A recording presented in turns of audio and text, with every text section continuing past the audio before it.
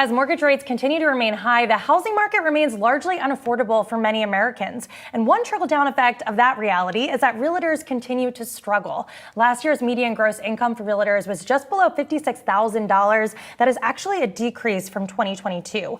For more on the current state of the real estate market, as well as the realities of breaking into the real estate business, is Jessica Markowski, Serhant real estate agent and star of Netflix's Owning Manhattan.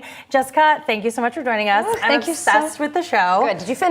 I did finish it. I binged it right away. But oh, good. Good. I'm happy to hear that. Something that came for me for the show, and this was filmed in 2021, right? Yes. Shortly after the pandemic. Yes.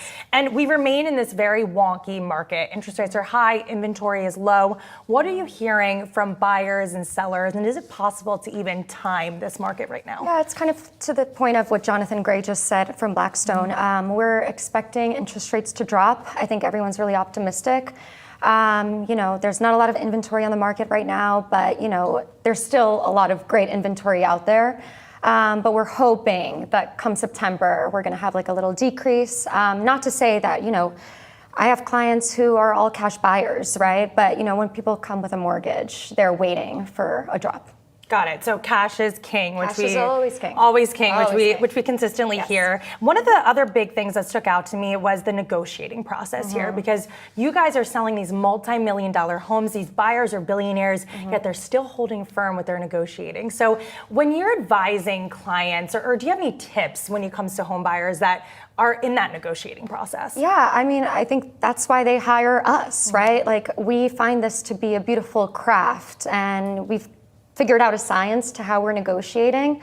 And, we're that middleman to really help our client to get the best deal possible. So that's why we're in between the transaction. And in the beginning, we were just talking about the life of a realtor and how there are certainly some struggles. We're seeing that the people that are choosing to be realtors decline. They only make about $50,000 a year. How can you be successful in this career path? Yeah, you have to know going into real estate, like the first year is always the hardest. I know for myself, I know for my colleagues, definitely the first year is hard, but if you stay persistent, just like when you work out, if you really find this to be like a routine, you could become very good at it, but it doesn't come overnight. It's not like an overnight success story. It's the work, the grind, the persistency allows you to become successful. And what are the biggest struggles that you face and you've seen some of your colleagues face in this career? There's a lot of ups and downs, right? So, we don't focus on that. Luckily on the show, we really try and capture the hard, bad, good, and ugly, which is in the trailer too, which is something that I said.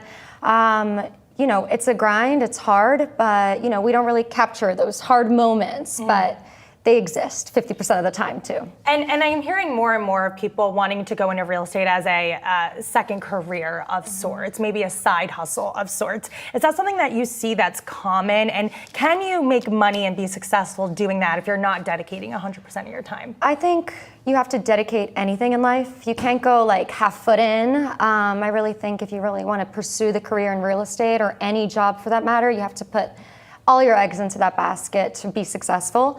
There are people who do side hustles for sure, but to be very good at it, you have to put everything aside and focus on one path. And you actually transitioned from a career in fashion to real estate.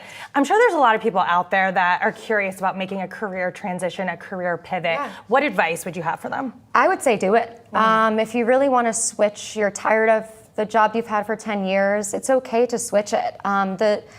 The skills that you've acquired from previous jobs that you've had, you could easily apply it to real estate or any other industry. You're still a valuable asset to any other company you join. So I'm for it. Yeah, love it. And finally, I want to talk about social media. Yeah. You are really big on social media. You use it to promote your work. How much is social media going to play a part in helping people find homes? Sure. Luckily at Serhant, we really strive for social media. It's probably one of the reasons why Ryan really wanted me to join his company. Prior to real estate, I was a content creator and I worked with Kim Kardashian on an app called Screenshot. So I really believed in social media and branding and spreading awareness through social media. And Serhant's really good at content and producing high quality images and videos. Just as watching our show Owning Manhattan, the production value of the show is jaw dropping.